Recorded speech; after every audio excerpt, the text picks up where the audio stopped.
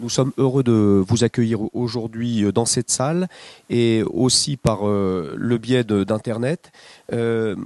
Juste vous préciser comment va se dérouler cette matinée. Dans un premier temps, nous aurons une introduction de notre matinée par Stéphane Bridel, qui est à mes côtés et président de Andéo. Ensuite, nous donnerons la parole à Guillaume Quercy afin qu'il présente l'étude. Puis, nous ouvrirons un temps d'échange avec évidemment les personnes présentes dans cette salle, mais aussi en fait avec un certain nombre de personnes qui ne sont pas là, mais qui vont pouvoir suivre cette présentation en direct, puisque nous tentons, en ce qui nous concerne pour la première fois, cette forme de web conférence qui va permettre en fait à toutes les personnes qui veulent se connecter de pouvoir suivre en direct donc cette conférence et par ailleurs de pouvoir intervenir par le biais du chat. En fait, on pourra recevoir des questions, là également par l'intermédiaire des questions écrites par l'intermédiaire donc d'Internet. Et ceci afin de pouvoir nourrir un échange, une discussion après la présentation qu'aura fait Guillaume Quercy. Je termine en vous disant que nous avons reçu les excuses d'un certain nombre de personnes qui auraient souhaité être avec nous aujourd'hui. Nous avons des administrateurs ici de Andéo et je suis heureux évidemment qu'ils soient avec nous. Mais un certain nombre d'administrateurs se sont excusés. Un certain nombre de représentants de conseils généraux très intéressés par nos travaux, mais pour lesquels c'était difficile de faire un déplacement uniquement pour 1h30 de présentation, mais l'avantage de la méthode qu'on a mis en place leur permet de suivre. Également nos pôles ressources, également des services labellisés ayant participé ou concernés par ces travaux. L'Agence nationale des services à la personne également s'est excusée. Et puis, non, voilà, je crois que j'ai fait le tour des gens qu'il convenait d'excuser. Voilà. Sans plus attendre, je passe la parole à Stéphane Bridel, président de Andéo. Oui, merci, bonjour à tous. Un petit mot pour situer Andéo avant d'écouter les résultats de l'enquête, de l'étude, c'est ce qui est le plus important. Andéo a été créé en 2007 par les grandes associations du secteur et fédérations du secteur du handicap, avec un objectif, apporter une réponse adaptée aux besoins des personnes handicapées à domicile, avec les meilleures prestations possibles. C'est sur cette base qu'a été créé un label, Cap Andéo.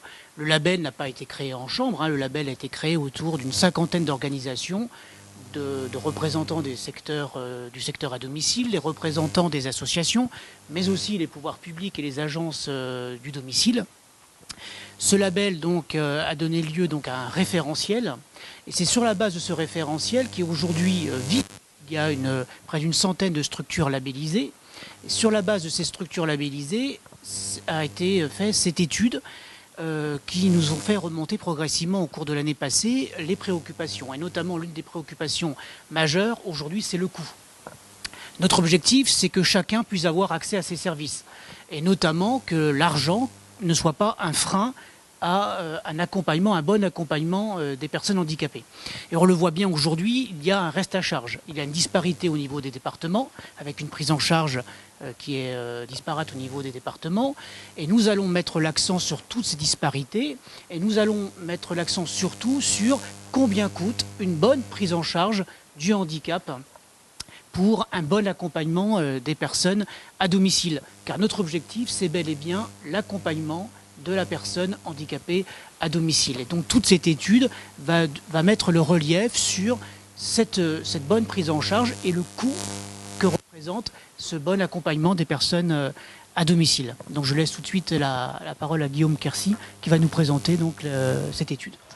Alors je vais me lever pour faciliter l'échange et la présentation avec vous. Ce que je vous propose, c'est qu'on déroule la présentation étape par étape, parce que le sujet, il faut le reconnaître, est un peu ardu. L'étude elle-même est assez complexe, donc on va essayer d'avancer tranquillement. D'abord, je vous rappellerai quelles ont été les questions qu'on s'est posées initialement, quelles problématiques nous avons eu à traiter. On regardera ensuite quelle méthode on a décidé d'utiliser pour évaluer ce coût des adaptations de la prestation de service à la personne au handicap. On regardera ensuite quelques données sur les services qui nous ont répondu pour bien comprendre ce qui compose l'échantillon de réponses que nous avons. Et puis on en viendra aux principaux résultats bien sûr. Il y a quelques préconisations techniques qui ont été introduites dans ce rapport. En termes de problématiques, on est d'abord parti des préoccupations des personnes en situation de handicap qui nous disaient oui, mais alors, avoir recours à un service prestataire, bien sûr, on en a besoin, mais on a une difficulté autour du prix. D'abord parce qu'on voit des prix très différents, et ensuite parce que très souvent, on a un reste à charge significatif à régler qui pose des difficultés pour accéder au service. On a donc un problème de ce côté-ci d'accès à l'offre. Et puis, ils nous disent aussi parfois, au-delà du prix et du reste à charge, des fois l'offre, elle n'existe pas. Alors, évidemment, on s'est aussi tourné du côté des services prestataires qui, eux, nous ont dit plusieurs choses. Ils nous ont dit, oui, mais nous, la difficulté, c'est que s'adapter au handicap, ça a un coût. Et qu'aujourd'hui, ce coût, il n'est pas bien pris en compte.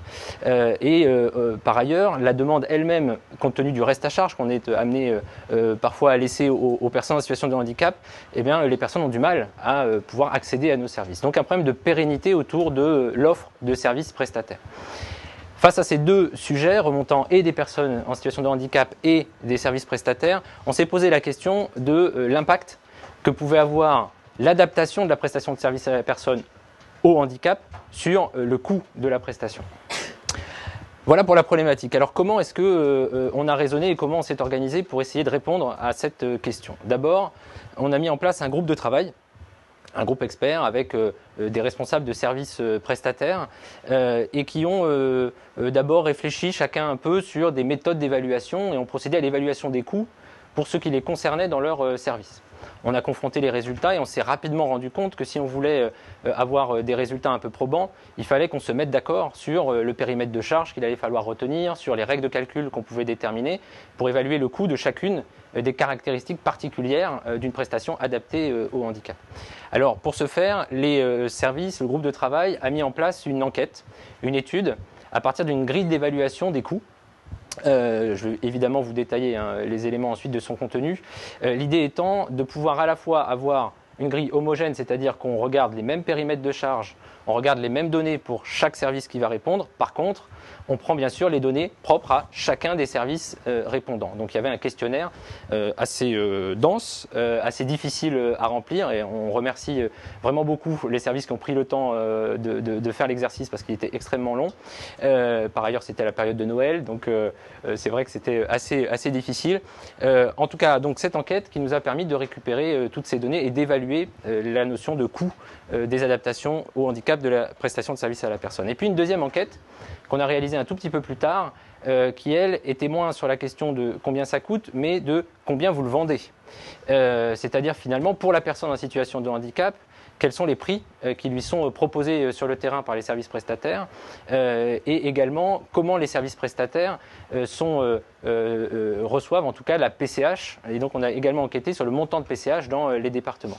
L'idée pour nous était là de regarder à la fois quel était sur le terrain le prix et donc de pouvoir confronter ce prix avec l'évaluation du coût qu'on a fait dans le cadre de la première enquête, mais aussi et surtout de regarder quel était le reste à charge pour les personnes handicapées, puisque c'est évidemment le souci premier qui était le nôtre. Voilà comment on a fonctionné. Alors, on va rentrer un peu dans les détails. Donc je vais aller, encore une fois, je vous le disais tout à l'heure, étape par étape. On s'est concentré, nous, sur le coût des caractéristiques handicap. C'est le rectangle violet que vous voyez apparaître là. Les caractéristiques handicap, qu'est-ce que c'est? Alors très facilement, on a pris en compte le référentiel de labellisation. On a regardé les différentes caractéristiques qui étaient à l'intérieur. On a identifié 15 caractéristiques dans lesquelles on a identifié 23 critères qui sont en fait des éléments de coût pour les services. Alors 23 critères qui ont une double particularité. La première, c'est que c'est des critères qui vont au-delà des exigences de l'agrément. L'agrément pose déjà un certain nombre d'obligations pour pouvoir gérer un service à la personne, pour pouvoir prester au domicile des publics fragiles. Et donc, nous, on a pris en compte que les critères qui ne sont pas inclus dans l'agrément, mais qui sont uniquement des critères propres aux situations de handicap. Et puis, on a aussi, pour sélectionner ces caractéristiques et ces critères, évidemment, on n'a pas pu prendre en compte dans nos calculs les prestations plus, on les a appelées comme ça dans notre étude, c'est-à-dire les prestations qui vont au-delà encore des exigences contenues dans le référentiel que je citais précédemment. Exemple, un service qui fait 24 heures sur 24 de prestations, nous on n'a pas évalué cette prestation 24-24. Elle n'est pas dans les coûts de l'adaptation au handicap que vous avez dans le rectangle violet, elle est dans le rectangle jaune des prestations plus. Voilà, mémorisez bien ces strates parce que vous allez les retrouver régulièrement dans la présentation de ce matin, puisque petit à petit, on va venir remplir les cases manquantes pour savoir finalement combien au final tout ça coûte pour mettre en œuvre une prestation adaptée au handicap. Donc nous, on se concentre, hein, je le redis, sur le coût, sur le rectangle violet pour le moment. Alors, d'abord, de rappeler en termes de méthodologie que tous les résultats que je vais vous présenter, l'unité de mesure, si je puis dire, c'est l'heure facturée aux personnes en situation de handicap. C'est-à-dire que très concrètement, toutes les charges qu'on a évaluées au sein des services prestataires, on les a ensuite rapportées à leur volume d'activité auprès des personnes handicapées. C'est-à-dire que les activités qu'ils ont auprès d'autres publics n'ont pas servi au calcul du coût horaire de l'adaptation. C'est vraiment concentré sur le public des personnes en situation de handicap.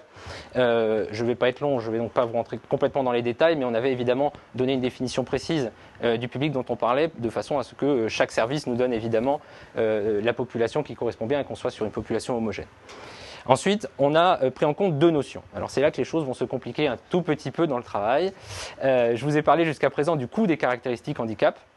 Donc les coûts des caractéristiques handicap, c'est très simple, c'est combien me coûte de faire une amplitude horaire de 6 heures le matin à 23 heures le soir.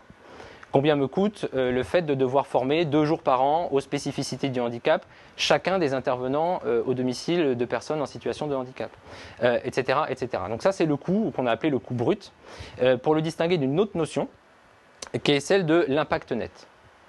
Alors, l'impact net, qu'est-ce que c'est ?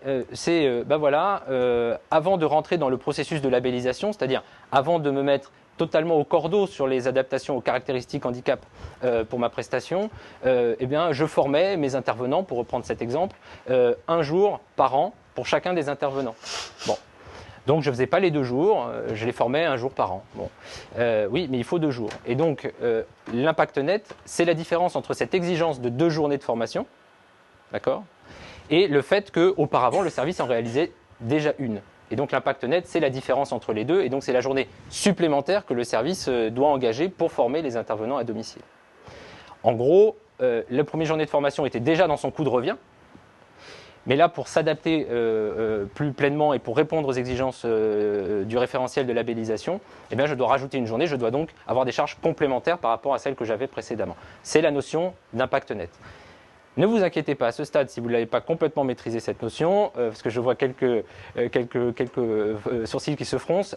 Vous inquiétez pas, on va évidemment dérouler ça encore plus en détail. On va rentrer avec des exemples pour illustrer ce que je viens de dire. Et tout de suite avec un graphique, on retrouve le graphique de tout à l'heure.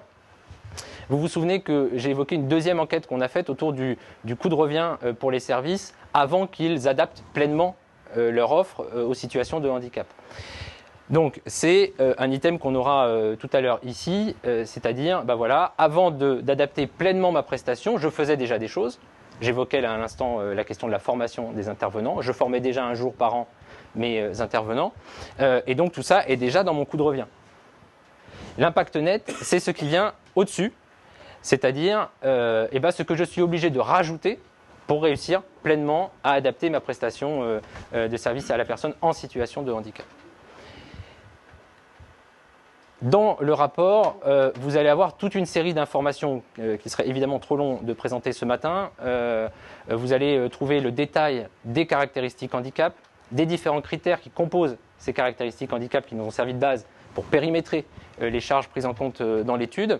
Vous allez trouver les statistiques détaillées, je vous donnerai bien sûr tout à l'heure un exemple, mais toute une série de statistiques détaillées par groupe de services, puisqu'on a réparti les services qui nous ont répondu en 3 groupes, ça aussi je vais vous en parler. Vous trouverez des éclairages sur les facteurs impactant les coûts, des facteurs liés à l'organisation des services, les facteurs liés à la composition de la population auprès de laquelle le service intervient. Un certain nombre de facteurs comme cela qui sont détaillés dans l'étude. Vous retrouvez toutes les données agrégées en famille de caractéristiques, je vais également vous en parler. Et puis enfin, vous trouverez la liste des écueils à éviter, parce que d'ores et déjà, vous comprenez que l'exercice est évidemment assez complexe et que les résultats auxquels on va parvenir, on va naturellement être amené à devoir simplifier les résultats pour qu'ils soient immédiatement compréhensibles. Mais derrière, il y a toute une complexité, il y a donc des écueils à éviter dans la manière d'interpréter les résultats. Mais ça aussi, je prendrai le temps d'en dire quelques mots à la fin de la présentation. Et puis enfin, vous trouverez bien sûr dans ce rapport tous les résultats chiffrés, permettant de dire à la fois quel est le coût brut et l'impact net de l'ensemble des caractéristiques handicap que nous avons retenues, et puis aussi de se faire une première idée du coût complet de la prestation de service à la personne en situation de handicap. Alors, je vais prendre comme exemple, pour illustrer la méthode que je viens d'employer, l'exemple de la formation. Je ne prends pas complètement cet exemple au hasard, c'est parce que c'est évidemment l'un des plus coûteux en termes d'adaptation aux spécificités du handicap. Donc pour chaque caractéristique handicap, vous aurez une définition des critères qui ont été retenus pour calculer les charges. Et vous aurez une règle de calcul détaillée qui vous précisera à la fois comment on a calculé, quelles sont les charges qu'on a retenues, comment on a éventuellement pondéré, comment on a déduit telle ou telle charge. Dans l'exemple de la formation, en termes de caractéristiques, la caractéristique c'est la formation continue des intervenants auprès de personnes en situation de handicap, une formation continue sur les spécificités du handicap. Les critères qui ont été retenus, alors dans cette caractéristique-ci, il n'y a qu'un critère, il y a d'autres caractéristiques dans lesquelles il peut y en avoir plusieurs. Le critère ici, c'est 2 jours de formation par an, par intervenant auprès de personnes handicapées. Comment on a calculé? Alors d'abord, dans l'enquête, on interrogeait les services sur bon, quand vous faites une formation pour les intervenants à domicile sur le handicap, combien ça vous coûte? Quel est le coût de la formation elle-même? Pas le coût du temps de travail des stagiaires, le coût de la formation auprès du prestataire de l'organisme de formation. Donc ils nous ont répondu et on est arrivé en moyenne à quelque chose qui est de l'ordre de 180 € par jour par intervenant. On a ensuite regardé les rémunérations. C'est-à-dire que les services nous ont donné en détail les rémunérations qui étaient les leurs, à la fois pour des intervenants diplômés, pour des intervenants non diplômés, et puis bien sûr pour l'ensemble des autres types de personnel qu'on peut avoir dans les services à la personne. On a pris le salaire horaire brut moyen de ces services, alors on l'a fait pour chaque service, et ensuite on a agrégé les données. On a regardé avec leur taux de cotisation patronale, dont je rappelle qu'ils ne sont pas les mêmes pour chacun des services, puisque une partie des exonérations de charges qui existent dans ce secteur dépendent du type d'activité qu'on peut avoir ou du type de prestation qu'on réalise, donc ils n'ont pas tous exactement les mêmes taux de charge. On a ensuite regardé quel était le nombre d'intervenants auprès de personnes handicapées. On a évidemment multiplié l'ensemble de ces éléments pour obtenir un volume de charge pour chaque service qui correspond bien à la caractéristique de la formation continue. Dans le cas de la formation, il y a une petite particularité, c'est qu'on a déduit néanmoins de ces charges celles qui étaient liées à la cotisation à la formation professionnelle. C'est-à-dire qu'on a considéré que le fait de cotiser pour la formation professionnelle n'était pas lié à l'adaptation au handicap, n'était pas une spécificité, n'était pas lié à une caractéristique handicap. Donc ce coût-là, on considère qu'il rentre dans le coût de l'agrément, pour parler en termes génériques, le carré gris que vous aviez vu tout à l'heure et qu'on reverra un peu plus tard. Donc pour ne pas compter 2 fois cette charge, on l'a retiré dans l'exemple de la caractéristique formation, étant entendu que une partie de cette cotisation sert ensuite au plan de formation et donc en partie à la formation sur les spécificités du handicap. Voilà comment on a raisonné sur l'exemple de la formation. Et on a raisonné de la même manière pour chacune des 15 caractéristiques que j'évoquais tout à l'heure. On aboutit ensuite, dans le rapport, pour chacune des caractéristiques, à un tableau comme celui que j'ai derrière moi. Sur celui-ci, je vais m'arrêter 1 ou 2 minutes pour vous le détailler. Et puis, évidemment, comme ça vous permettra dans le rapport de regarder les tableaux en ayant déjà une compréhension de la manière de le lire. Alors, d'abord, si on le regarde en colonne, vous avez 3 premières colonnes qui sont en fait les 3 groupes de services qu'on a identifiés. Alors on les a identifiés à partir de quel critère? Du critère du volume d'activité handicap. Pourquoi? Parce que on a observé dans cette enquête que les services qui ont l'activité la plus réduite en termes d'activité auprès de personnes handicapées sont souvent des services qui démarrent leur activité handicap et donc sont plus dans des logiques d'investissement que dans des logiques de fonctionnement au long cours d'une activité assise, rodée. À l'inverse, les services qui ont l'activité la plus importante sont souvent les services qui ont commencé il y a le plus longtemps à intervenir auprès des personnes handicapées. Donc on a distingué ces 3 groupes. Le premier, c'est les services qui facturent moins de 5000 heures par an aux personnes en situation de handicap. Le deuxième groupe, ceux qui sont entre 5000 et 13 000 heures. Et le dernier groupe, plus de 13 000 heures. Dans chaque groupe, il y a le même nombre de services, bien entendu. Et puis vous avez une dernière colonne qui est tout simplement pour l'ensemble des répondants. Ensuite, on a, en termes de statistiques, donc cette fois-ci en ligne, retenu 3 statistiques que vous retrouvez à chaque fois dans le rapport pour chaque caractéristique. On a vraiment voulu une volonté de transparence pour donner les données dont nous disposions aux lecteurs. Alors, une première donnée qui est la médiane.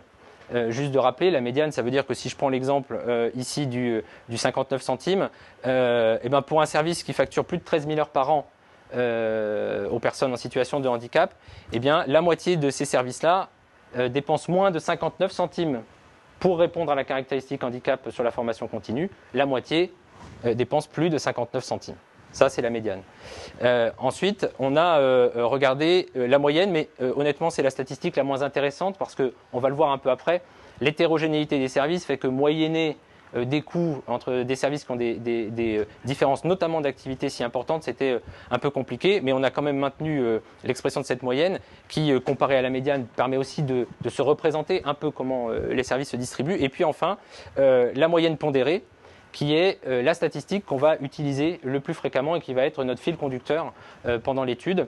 Moyenne pondérée, je m'explique, ça signifie qu'on a pondéré les coûts de chacun des services par leur volume d'activité. Je vous disais tout à l'heure qu'on a observé pour les services qu'en fait il y a un cycle de développement autour de l'intervention auprès de personnes en situation de handicap. La pondération permet de donner plus de poids aux services qui ont déjà un volume d'activité plus important et qui ont déjà assis de manière plus stable leur fonctionnement et leur prestation auprès de personnes handicapées. Donc moyenne pondérée, ce qui fait que dans notre exemple de la formation, on arrive à 71 centimes pour la caractéristique formation continue, c'est-à-dire pour le critère des 2 jours par an par intervenant auprès de personnes handicapées, le coût brut moyen pondéré pour les services est de 71 centimes. Et donc on a procédé comme ça pour chacune des caractéristiques. Dans le rapport, vous verrez qu'on a classé les caractéristiques de la plus coûteuse à la moins coûteuse, la formation étant en termes de coût brut la deuxième plus importante. Vous verrez tout à l'heure quelle est la première. On est donc à 71 centimes. Ensuite, je vous ai parlé tout à l'heure de l'impact net. Alors l'impact net, comment a-t-on fait pour parvenir à le déterminer? On a demandé aux services dans l'enquête, on leur a posé la question, sur ce critère formation, où en étiez-vous avant de rentrer dans la démarche de labellisation? Autrement dit, est-ce que vous réalisiez aucune formation sur le handicap? Est-ce que vous réalisiez déjà 2 jours ou est-ce que vous étiez entre deux? Bon. 7% des services nous ont dit, moi je réalisais déjà les 2 jours de formation aux spécificités handicap des intervenants auprès de personnes handicapées. Une minorité des services, 7%. Pour cela, évidemment, l'impact net, il est égal à 0 €, puisqu'ils avaient déjà la totalité du coût brut avant d'entrer dans la démarche. Vous avez ceux qui réalisaient absolument pas de formation autour des questions de handicap. Ils sont 53% à être dans ce cas. Ça veut dire que pour eux, l'impact net pour leur service en termes de charge, il est totalement égal au coût brut de la caractéristique handicap. Et puis, il y a d'autres services qui soit réalisaient une journée, soit formaient que la moitié des intervenants ou un tiers des intervenants par roulement chaque année, etc. Donc ceux-là, ces 40% des services étaient en situation de réalisation partielle de la caractéristique. Et donc on leur demandait, bon, ok, vous le réalisiez partiellement, quel est le pourcentage de réalisation? Si par exemple le service formait tous ses intervenants 1 jour par an, alors son taux de réalisation était de 50%. Et dans ce cas-là, son impact net était égal à 50% du coût brut. Voilà la manière dont on passe du coût brut à l'impact net. On aboutit ensuite à nouveau à un tableau, le même que tout à l'heure. Je ne redétaille pas les différents groupes de services et la dernière colonne qui reprend l'ensemble des services qui nous ont répondu. On retrouve les 3 statistiques que j'ai évoquées tout à l'heure et donc notre moyenne pondérée qui est ici de 51 centimes. Donc dans l'exemple de la formation, le coût brut est de 71 centimes par heure facturé auprès des personnes, aux personnes en situation de handicap et l'impact net est de 51 centimes. L'écart entre les deux, c'est ce que les services faisaient déjà avant de rentrer dans la démarche d'adaptation de leurs prestations au handicap. Et vous voyez que tout à l'heure, le coût brut, c'était le deuxième plus important. Par contre, en termes d'impact net, cette caractéristique de la formation est la plus importante de toutes pour les services. La formation est vraiment un sujet, on aura l'occasion de le revoir tout à l'heure quand on va balayer les caractéristiques, mais c'est vraiment un sujet central qui mérite vraiment beaucoup d'attention de la part de l'ensemble des parties prenantes. Alors, Avant de vous donner le détail des résultats, d'ailleurs le détail, je vais évidemment ramasser la présentation parce que le rapport est épais et il n'y aurait pas assez d'une journée pour donner tous les résultats. Mais je vous propose de faire un détour par le profil des services qui nous ont répondu, de façon à comprendre quels sont ces services et de mieux interpréter les résultats auxquels on parvient. Alors d'abord, ce sont des services majoritairement agréés, puisque 80% des services qui nous répondent sont des services agréés par l'État. Et à l'inverse, les 20% restants sont les services autorisés par les conseils généraux. Ensuite, les services sont majoritairement des services qui relèvent de la convention collective, si on veut faire synthétique, la convention collective des entreprises commerciales. À l'inverse, 37% des répondants sont des structures à but non lucratif qui relèvent de la branche de l'aide à domicile et de l'autre convention collective. Ce qu'il faut avoir à l'esprit, c'est que ce pourcentage que je vous donne là, c'est en termes de nombre de services. En revanche, quand on regarde le volume horaire, la proportion s'inverse. C'est important de l'avoir en tête parce que, compte tenu de l'unité de mesure que nous avons retenue, ça signifie que dans nos coûts finaux, ce qui pèse le plus, c'est l'impact de la convention collective de la branche de l'aide à domicile pour 73% des heures, quand 27% des heures sont prestées dans le cadre de la mise en œuvre de la convention collective des entreprises. Ensuite, oui, je vous en prie. Excusez-moi monsieur, il faut absolument que vous preniez un micro, sinon les gens, et le mettre en route.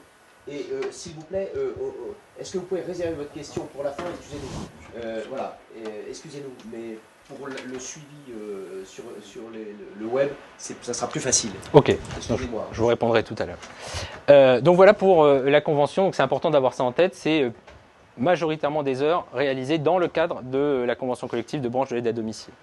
Ensuite, les services qui nous ont répondu, mais ça c'est pas une surprise, pour 56% d'entre eux, interviennent ou exclusivement ou majoritairement en milieu urbain.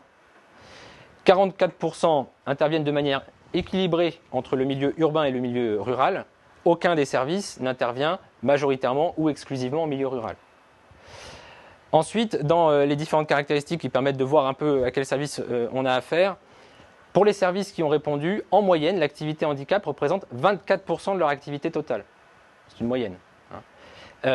Si on compare avec les chiffres sur l'ensemble des services prestataires agréés, on est plutôt sur, on est plutôt sur de l'ordre de 4 à 5% du volume d'activité qui est dirigé auprès des personnes en situation de handicap. Là, on a donc des services qui ont une activité plus importante sur la question du handicap. Donc c'est des services qui évidemment, et c'est logique, c'est des services labellisés COP Andéo, ils sont dans des dynamiques d'investissement fort auprès des publics handicapés.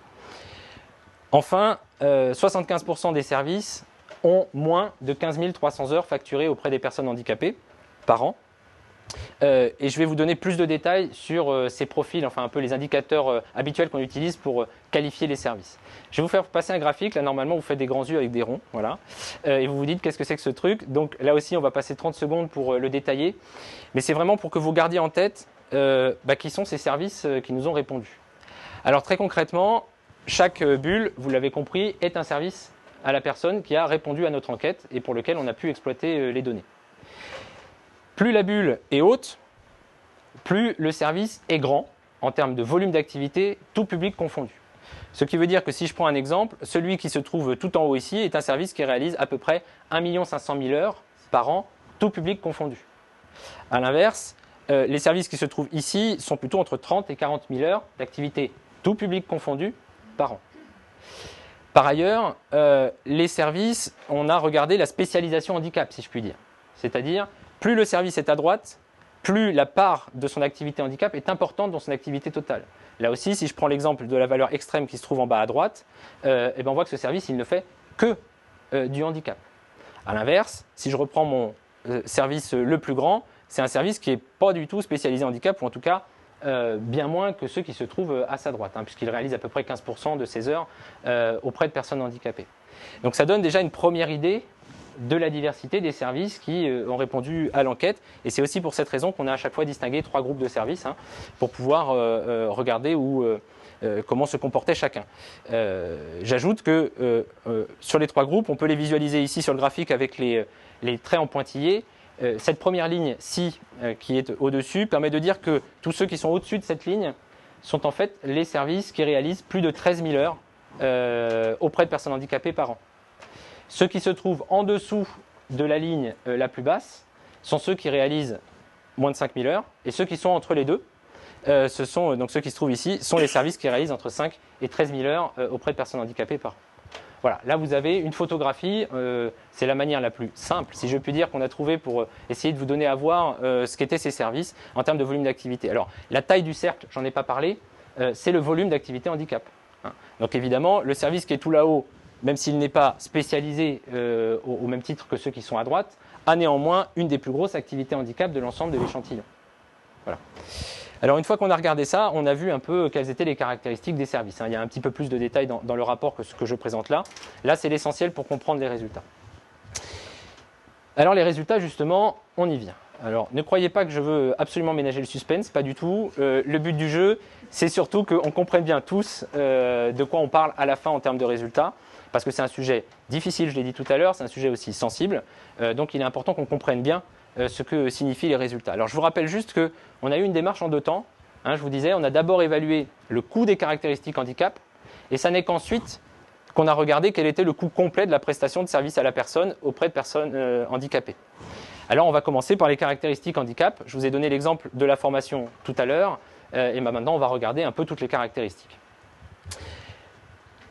Il y en a 15, il y a 23 critères qui sont inclus dans ces 15 caractéristiques, et pour vous faciliter la lecture des résultats, on a regroupé ces caractéristiques en familles.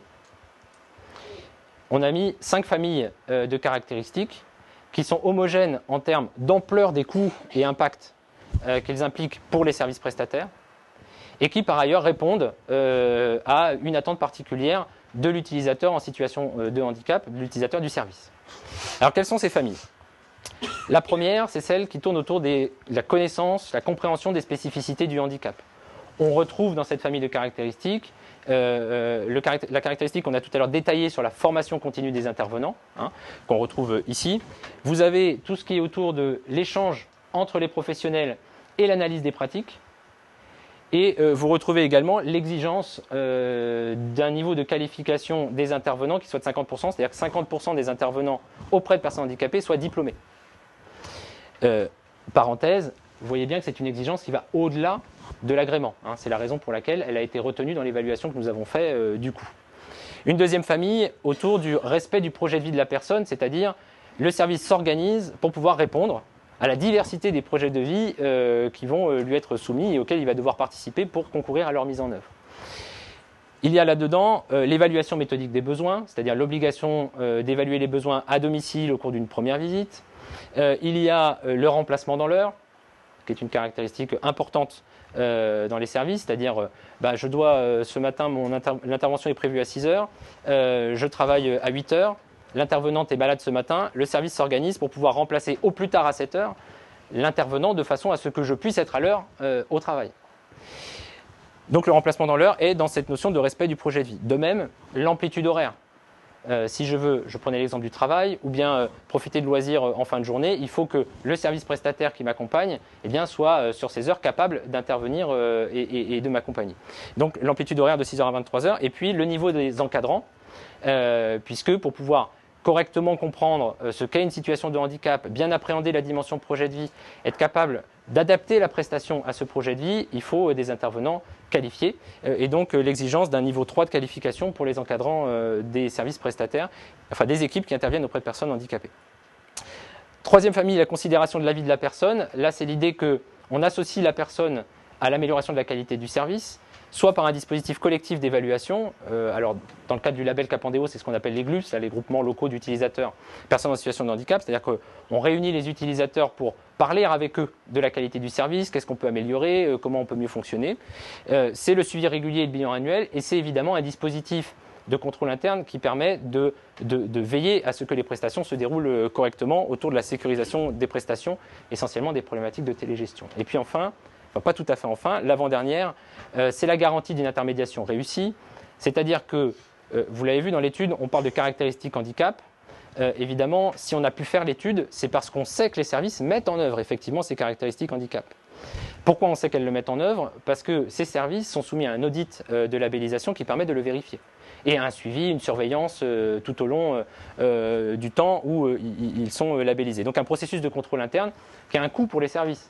Il y a un audit à réaliser, il y a pour certains un accompagnement qui se met en place, et puis il y a le droit d'usage du label. Et enfin, le lien avec les associations, c'est-à-dire répondre présent aux groupes de travail qui sont organisés par des pôles ressources locaux en DO, avec les différentes associations du handicap, également travailler au plan national, bref, être comme ça en lien avec les représentants des personnes handicapées. Et puis enfin, dernière famille, autour de l'accessibilité de l'information, où là on retrouve la notion de formation des personnes qui sont chargées de l'accueil des personnes dans les services, où on retrouve la notion d'adaptation des supports de communication, et enfin on a introduit dans cette famille le maillage médico-social. Alors l'idée c'est que pour que le service puisse correctement informer, orienter la personne en situation de handicap, ce qui lui est demandé dans les caractéristiques handicap, pour pouvoir l'orienter vers les bons interlocuteurs sur le terrain en fonction de ses besoins, il faut que le service ait déjà un bon maillage dans ce domaine, qu'il connaisse les partenaires, notamment du secteur médico-social, et qu'il soit capable de fait de faciliter le parcours de la personne handicapée en détenant la bonne information. Donc accessibilité de l'information. Voilà les 5 familles de caractéristiques sur lesquelles on va maintenant regarder quels sont les coûts. Alors, sur la connaissance, compréhension des spécificités du handicap, on retrouve la formation continue que j'ai déjà évoquée, donc je ne reprends pas ce sujet-là. On retrouve les temps d'échange et d'analyse des pratiques professionnelles qui ont un coût brut de 49 centimes et un impact net de 25 centimes. Vous avez compris que je ne vous refais pas le détail de comment on a calculé, tout ça est dans le rapport, ce serait beaucoup trop long. Donc là, je vous donne les résultats. Et la notion d'intervenant sélectionné, donc l'exigence notamment de qualification des intervenants, qui a un coût, et c'est celui-là, le coût le plus important, il est là, avec 79 centimes par heure facturés aux personnes en situation de handicap. En termes d'impact net, donc au total, cette famille, c'est 2 euros par heure, et son impact net est de 1 euro. La différence entre les deux, c'est toujours pareil, c'est ce que les services faisaient déjà auparavant et qui était déjà inclus dans leur coût de fonctionnement. Alors, sur cette famille, c'est la famille de caractéristiques qui est la plus coûteuse, à la fois en coût brut et en impact net. Alors pourquoi? On a quelques indicateurs, vous en trouverez beaucoup d'autres dans le rapport, mais évidemment, on parle là de réunion de service, on parle de temps d'analyse des pratiques, ça veut dire des temps travaillés rémunérés pour les intervenants au domicile, mais qui ne s'effectuent pas auprès des personnes en situation de handicap. Donc il y a des temps, alors anciennement on appelait ça de manière abominable les heures non productives, on sait tous que c'est exactement le contraire, c'est parce qu'on fait de l'analyse des pratiques, c'est parce qu'on fait des réunions de service qu'on est plus efficace, qu'on répond mieux à la demande, et ça correspond à peu près entre 1,8 et 2,5% d'équivalent temps plein, c'est temps passé au titre des caractéristiques handicap en dehors de la présence des utilisateurs ou des clients. La différence entre les deux, pour le 2,5%, c'est notamment pour les nouveaux intervenants auprès de personnes handicapées, puisque les services doivent avoir un accompagnement très proche des nouveaux intervenants, c'est-à-dire avec un entretien hebdomadaire pendant 6 mois avec le nouvel intervenant auprès de personnes en situation de handicap, ce qui évidemment accroît le temps dit non productif. Un effet sur les rémunérations, puisque l'exigence de qualification fait qu'effectivement, au lieu de rémunérer 100% de personnes non diplômées, il faut quand même que j'en rémunère au moins 50% de diplômés, et souvent plus en réalité dans les services, ce qui amène à un coût brut de 50 centimes. C'est-à-dire que le prix de cette exigence de qualification des intervenants, c'est 50 centimes d'euros par heure prestés auprès des personnes en situation de handicap. Là encore, vous trouverez dans le rapport des éléments détaillés sur les niveaux de rémunération dans les services qui nous ont répondu, avec des données extrêmement intéressantes. Deuxième famille, le respect du projet de vie. L'évaluation méthodique des besoins et la mise en œuvre du remplacement dans l'heure est autour de 40 centimes en termes de coût. En termes d'impact net, vous l'avez à côté, c'est 12 centimes. Alors, pourquoi cette différence d'ailleurs? Parce qu'en fait, beaucoup de services, je crois que c'est plus de 70% de mémoire, ça doit être 73% d'entre eux, effectuaient déjà ce remplacement dans l'heure. Simplement, ils n'étaient que 23% à le contractualiser dans le contrat de prestation avec l'utilisateur. Mais ils étaient déjà très nombreux à le faire. Donc, ils ont bien le coût. Par contre, en termes d'impact net, il était réduit puisqu'ils faisaient déjà ce remplacement dans l'heure. Vous avez ensuite sur les responsables compétents en matière de handicap, c'est la fameuse qualification de niveau 3 que j'évoquais tout à l'heure, donc qui a un coût brut de 33 centimes, un impact net de 4 centimes. Pourquoi? Parce que dans l'immense majorité des situations, les services avaient déjà des encadrants pour les équipes handicap qui étaient avec ce niveau de qualification. Et puis l'adaptation au projet de vie avec l'histoire de l'amplitude horaire de 6h à 23h. Alors, je m'arrête là-dessus 2 secondes parce que je sais que quand on voit 6 centimes pour la nuit, ça paraît très faible. Je vous explique pourquoi. Quand un service réalise 1 heure de nuit, ça ne coûte pas 6 centimes de plus que quand il fait une heure la journée. Hein. Bien sûr. Là, on est bien sur un rapport, c'est-à-dire je fais 1000 heures qui correspondent à du travail de nuit sur 10 000 heures d'intervention auprès de personnes handicapées. Le surcoût sur mes 1000 heures de nuit, nous l'avons rapporté sur les 10 000 heures prestées auprès de personnes handicapées. Hein. Donc évidemment, ça change forcément le montant. Mais notre objectif à nous, c'est bien d'évaluer un coût moyen pour l'ensemble de la prestation auprès de personnes handicapées. Ce qui fait que ce coût varie beaucoup selon la part que représente le travail de nuit dans l'activité du service.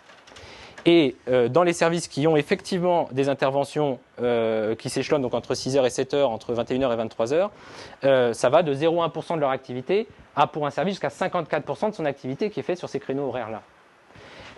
Évidemment, pour celui qui a la moitié de son activité qui se déroule durant des heures de nuit, le coût, il n'est pas de 6 centimes. Hein. On est plutôt entre 60 et 80 centimes de majoration moyenne du coût horaire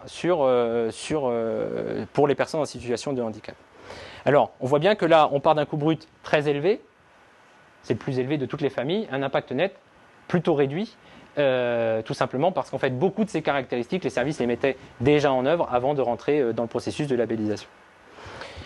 Je passe à la 3e famille, sur la considération de la vie de la personne. Alors, on retrouve le suivi régulier de la prestation, 15 centimes en coût brut, 8 centimes en impact net, le bilan annuel du projet d'intervention, on retrouve la sécurisation des prestations que j'évoquais tout à l'heure, essentiellement la problématique de la télégestion, et puis le dispositif d'évaluation collective de la qualité. Sur le suivi régulier de la prestation, il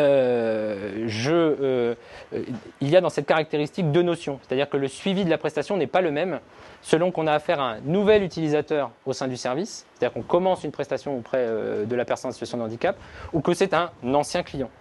Dans le premier cas, l'exigence de suivi de la prestation est plus serrée puisqu'il faut rappeler l'utilisateur 5 jours après le début de la prestation, qu'ensuite il faut avoir des entretiens tous les 3 mois la première année avec la personne pour s'assurer que les choses se passent correctement, ce qui n'est pas la même chose pour des clients qui étaient déjà là l'année auparavant, pour lesquels on a un contact tous les 6 mois obligatoire pour veiller à ce que la prestation se déroule bien.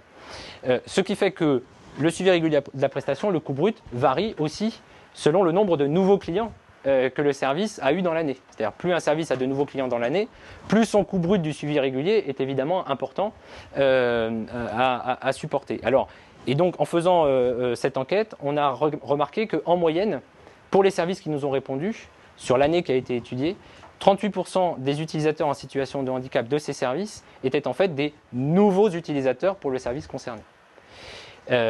Pour certains, c'est moins, pour d'autres, c'est encore plus. Et évidemment, plus ce pourcentage est élevé, plus le coût du suivi est important.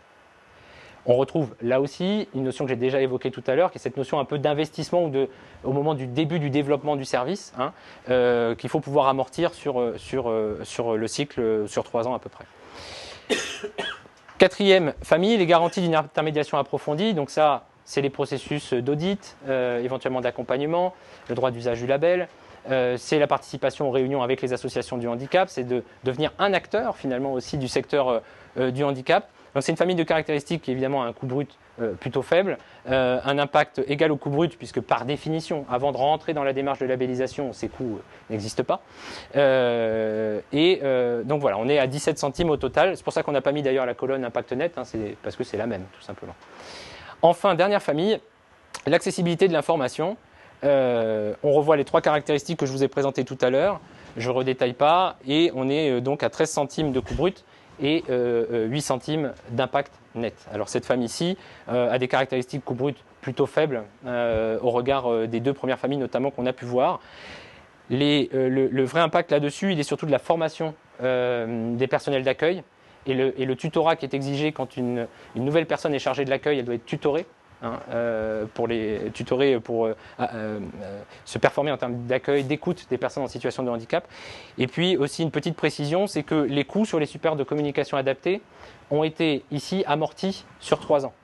C'est-à-dire que le groupe d'experts qui a travaillé sur cette étude a considéré que ce n'est pas tous les ans qu'on refait évidemment les supports de communication, le livret d'accueil, le questionnaire de satisfaction, etc. Donc on se dit on le fait une fois tous les 3 ans et donc le coût complet a été divisé par 3 pour le prendre en compte sur une seule année. Voilà pour la dernière famille. Donc en ayant dit ça, on a balayé en termes de coût et d'impact toutes les familles. On retrouve ici, je ne veux pas détailler, c'est pareil, c'est un graphique que vous avez dans le rapport. Simplement, il est intéressant parce qu'il montre bien là où sont les coûts et impacts nets les plus forts, c'est-à-dire dans les 3 premières familles, les connaissances spécificités du handicap, le respect du projet de vie, la considération de la vie de la personne. Et on voit que les 2 autres familles sont moins impactantes. Et ça donne une bonne représentation de où se concentrent les coûts et où doit se concentrer l'attention de l'ensemble des parties prenantes pour faire en sorte que les coûts soient bien reconnus, qu'ils soient bien pris en charge, de façon aussi à ce que les personnes en situation de handicap n'aient pas de reste à charge in fine dans le prix qu'ils ont, dans le prix de la prestation. Alors, si on agrège tout ça, on arrive au résultat qui s'affiche ici. Vous avez en termes de coût brut une moyenne pondérée par l'activité de chacun des services qui est à peu près de 3,60 € par heure auprès de personnes handicapées. Un impact net qui est nettement inférieur, qui est environ d'1,50 € ou 1,60 €, 1,80 € pour l'impact net, c'est-à-dire un service aujourd'hui qui n'est pas encore complètement adapté au regard des caractéristiques que nous avons, nous, étudiées, et qui souhaite le faire en moyenne en termes de coût de revient, ça représente 1,80 € de plus en termes de coût de revient par heure presté auprès de personnes en situation de handicap. Évidemment, on sait tous que dans le secteur de l'aide à domicile, il n'y a pas de tarif unique, il n'y a pas d'homogénéité des organisations des services et c'est normal. A fortiori quand on demande à s'adapter, à individualiser la réponse. Et par conséquent, mettre une moyenne comme ça a un sens statistique, mais dans la réalité sur le terrain, il vaut mieux raisonner en termes de fourchette. Compte tenu de tout ce qui est contenu dans l'étude qu'on a réalisée, on arrive à l'idée que sur le coût brut des caractéristiques handicap, des 15 caractéristiques que j'ai mentionnées, pas des choses qui sont faites en plus, et pas de ce qui relève du fonctionnement ordinaire d'une prestation standard de service à la personne telle que l'agrément demande que les services la réalisent. On est dans cette fourchette de coût brut de 3 à 5 €. En termes d'impact net, on est dans une fourchette de 1,50 € à 3,50 €. Ce qui ne veut pas dire qu'il n'y a pas de services qui sont au-dessus de cette fourchette. J'y reviendrai tout à l'heure parce que cette fourchette est en réalité un minimum pour un certain nombre de raisons que je vais évoquer. Mais voilà les 2 fourchettes sur lesquelles on arrive pour le coût brut des caractéristiques handicap. Alors vous vous souvenez que tout à l'heure j'ai dit, on commence par regarder les caractéristiques handicap, on s'intéresse ensuite au coût complet de la prestation de service à la personne. Alors comment on a fait? Ah oui, pardon, j'oubliais un élément avant important. Sur les résultats, quand les services prestataires répondaient à notre questionnaire, quand ils étaient enfin arrivés au bout, qu'ils étaient très fatigués, apparaissait en bas du questionnaire le résultat pour leur service. C'est-à-dire qu'ils voyaient en direct le coût brut et l'impact net s'afficher pour leur service. On leur posait donc naturellement la question, et au fait, vous en pensez quoi? Parce que nous, on a travaillé sur une grille, on a fait ça avec plusieurs services d'horizons différents, de tailles différentes. Donc, a priori, on pense qu'on ne s'est pas trop trompé, mais vous, de votre place, quand on parle de votre service, vous en pensez quoi? Et au final, 80% des services répondent ou bien que le résultat est conforme à ce qu'eux-mêmes estimaient par ailleurs, avec leurs propres méthodes, avec leurs propres évaluations, ou bien que, le résultat, d'accord, mais vous êtes quand même un peu en dessous de la réalité. Voilà. Donc 80% des services disent c'est conforme ou un peu en dessous de la réalité. A l'inverse, 10% des services disaient vous êtes un peu au-dessus de la réalité pour ce qui me concerne. Et puis, vous avez un petit volant de 10% de services, 13% de services qui n'ont pas répondu parce qu'ils disaient mais nous, on n'a pas eu l'occasion encore de se pencher sur cette question. On intervient auprès de personnes handicapées, on n'a pas regardé combien ça nous coûtait, donc on ne sait pas dire si l'évaluation que vous faites est plus importante ou moins importante que la réalité du coût qui est le nôtre. Mais c'est une minorité des services répondants. La grande majorité dit, et d'ailleurs pour le conforme, on est presque à 60% des services qui nous disent c'est conforme. Et 20% qui nous disent bon, vous êtes quand même un peu en dessous de la vérité. C'est important d'avoir ça en tête, et c'est aussi pour ça qu'on a parlé de fourchette. Parce qu'on ne prétend pas avoir là une donnée scientifiquement déterminée, vraie pour tout le monde. Pas du tout. On est sur un secteur où on sait que les choses sont évidemment éminemment plus complexes. Alors, j'en viens maintenant à la prestation complète de service à la personne. on retrouve le graphique que vous avez vu tout à l'heure, que vous n'avez pas oublié, avec notre carré gris, qui est le coût de l'agrément, le carré violet, qui est celui des coûts qu'on vient d'évoquer, et le jaune au-dessus, qui est les prestations plus. On sait maintenant que le coût brut des caractéristiques est entre 3 à 5 euros par heure auprès de personnes handicapées. On sait également que l'impact net il est de 1,5 à 3,5 euros. On sait aussi, je ne vous l'ai pas encore dit, mais par la deuxième enquête qu'on a réalisée, que le prix de vente auprès des personnes est en moyenne à 21,08 euros quand on inclut les frais de déplacement. Et donc évidemment la question qu'on se pose, mais au fait, l'agrément lui, c'est-à-dire très concrètement, pour faire une prestation de service à la personne standard et respecter l'agrément, combien ça coûte ? Ça coûte 17,59, ça coûte 19,40, bref, on n'en sait rien. Et je vais vous dire, nous-mêmes, aujourd'hui, après avoir fait l'étude, on ne le sait toujours pas. Pourquoi ? Parce que ce n'était pas notre objet. Nous, on n'est pas légitime pour aller se poser la question de savoir combien ça coûte de mettre en œuvre l'agrément. Ceci dit, on avait bien besoin, néanmoins, de poser une hypothèse pour pouvoir regarder quel pouvait être le coût complet de la prestation. Alors, on a raisonné en hypothèse. On s'est dit, bon, évidemment, dans notre secteur, la première référence qui vient en tête, c'est le tarif horaire de la PCH. Donc, comme ça, assez naturellement.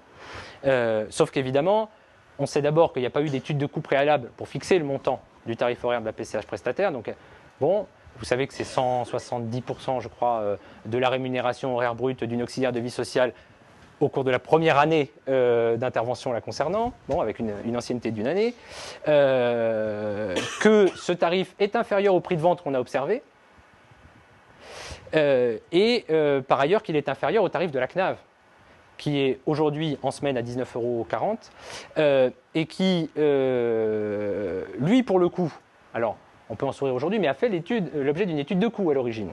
Je crois que c'était à la fin des années 70, et qui ensuite a peu ou prou suivi l'évolution des rémunérations dans le secteur de la branche de l'aide à domicile, et qui, ces dernières années, a d'ailleurs été revalorisé bien plus que la valeur du point dans la branche de l'aide à domicile, puisque la valeur du point n'a pas bougé dans le secteur de l'aide à domicile depuis 2009. Comme la PCH d'ailleurs, puisque les deux sont liés. Alors on s'est dit, bon, ce 19,40, c'est un peu plus que la PCH, dont on a vu qu'a priori elle est quand même assez loin de couvrir le coût de l'agrément. Elle est quand même en dessous du prix de revient. Et comme dans le prix de revient, les services, ils mettent quand même les coûts liés à l'adaptation au handicap. On sait bien que le prix de revient à 21 €, ce n'est pas que l'agrément, c'est aussi une partie des adaptations qu'ils ont réalisées pour répondre aux personnes handicapées. Bon, on s'est dit c'est un entre-deux, donc hypothèse, on prend le 19,40. Je redis, hypothèse. Nous, on prétend absolument pas que le coût de l'agrément soit 19,40 €. D'autres sont en train de travailler le sujet. Dans le cadre d'une étude nationale de coûts, ils y répondront à cette question et on verra bien quelle est la réalité. Mais pour nous, on s'en tient au 19,40, mais ayons bien à l'esprit qu'on est bien sur une hypothèse, parce que si ce n'est pas 19,40, mais que dans la réalité c'est 21 €, la fourchette finale que je vais vous présenter tout à l'heure, évidemment, elle est donc au-dessus de celle que je vous présente, par définition. Alors, on a eu deux approches pour évaluer ce coût de la prestation complète. La première qui a été de dire, bon ben, on prend notre coût de l'agrément, enfin notre hypothèse de coût de l'agrément, et puis on y ajoute le coût brut. Vous vous souvenez du graphique de tout à l'heure.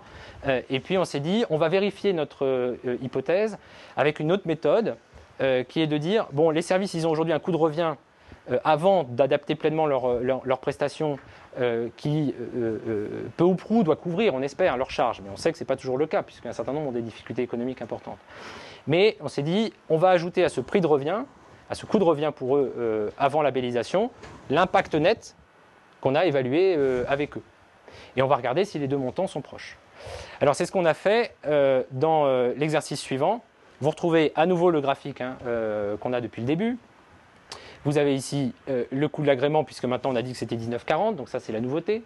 Par contre, vous retrouvez le 3,60, 350, 3,57, peu importe, le 1,80, le 21,08, et puis les prestations plus au-dessus, sur lesquelles nous on n'ira jamais. Donc on n'a pas du tout chiffré ces prestations plus. Encore une fois, un service qui fait du 24-24 en mode prestataire, il va être évidemment au-dessus de notre fourchette. Ça va de soi. Donc là, vous avez les éléments qui sont posés. Alors, avant de donner le résultat complet, mais vous pouvez faire l'addition vous-même, avant de faire ce coût complet, je fais un petit détour par le reste à charge pour les personnes en situation de handicap. C'est un élément extrêmement important puisque si on part sur l'hypothèse que le coût de l'agrément est à 19,40, la PCH, elle est à 17,59 €. Elle est à 17,59 €. Ce qui veut dire que, très concrètement, quand une personne en situation de handicap va payer 21,08 € en moyenne, la PCH ne prend que 17,59 €. On est là sur des tarifs semaines, hein, on n'est pas rentré dans le détail week-end, etc. Et donc, ce qui lui fait un reste à charge de près de 3,50 € par heure en moyenne. Quand on est sur des plans d'aide qui chiffrent en plusieurs dizaines d'heures d'intervention ou d'accompagnement, plusieurs centaines d'heures parfois, vous voyez bien à quel point les restes à charge peuvent être extrêmement importants. A fortiori auprès de personnes en situation de handicap qui, pour un certain nombre d'entre elles, ont des ressources particulièrement faibles, en tout cas plus faibles que la population en général. Donc un reste à charge à 3,49 €. Ça, c'est le résultat de la deuxième enquête qu'on avait faite. Maintenant, en termes de prix complet de la prestation. Évidemment, si on additionne les deux, on est ici autour de 23 € en moyenne pour le coût complet de la prestation. Si on regarde de l'autre côté, on arrive à 22,88 €. Vous voyez qu'en termes d'ordre de grandeur, les écarts ne sont pas majeurs. Et donc, on est bien, là, on touche à une réalité concrète, économique, vécue par les services sur le terrain. Je vous ai dit tout à l'heure qu'on préférait quand même raisonner en fourchette. Là, je suis obligé, compte tenu de l'agrément, du prix de vente, où on a une donnée moyenne, de vous mettre des moyennes. Mais je préfère les fourchettes parce qu'elles me paraissent beaucoup plus représenter la réalité vécue sur le terrain. Les voici. Je reprends mon coût d'agrément à 19,40 €. Je reprends les 3 à 5 € de coût brut. Je remets l'impact net pour information.